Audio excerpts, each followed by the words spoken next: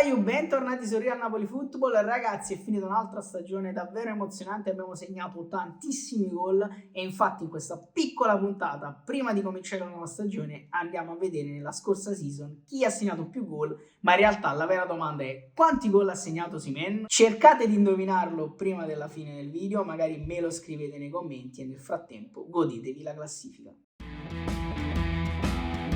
Lobotka, palla per Politano, dentro per il Ciolito Simeone, Politano ancora dentro per Gaetano, Gaetano dentro ancora per Politano che va dietro ancora da Gaetano, segna anche Gianluca Gaetano. Victor Osimhen, attenzione a Victor Osimhen verso Mario Rui,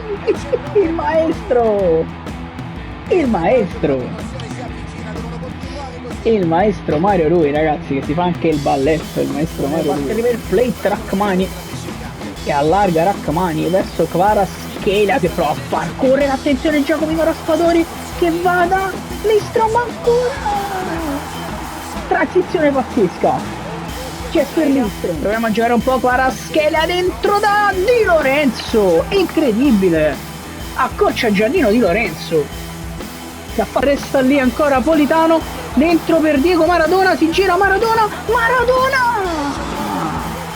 Diego Maradona, penetrazione fantastica di Zelo che rientra dentro per Anghissà che appoggia in porta, un gol pazzesco di Frank Zielinski che prova ad andare all'incrocio dei pali.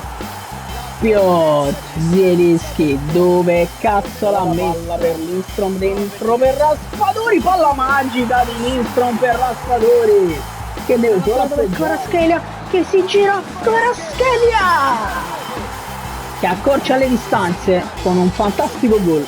Meret, rilancio di Meret lungo per evitare problemi, palla direttamente per il Ciolito Simeone, incredibile, Simeone per la tripletta, assist di Meret, ragazzi, assist di Meret. Ecco per Kvaratskhelia che prova a crossare verso Politano, ma che gol ha fatto Matteo Politano di testa, ragazzi, va da Elmas che può crossare verso Simeone.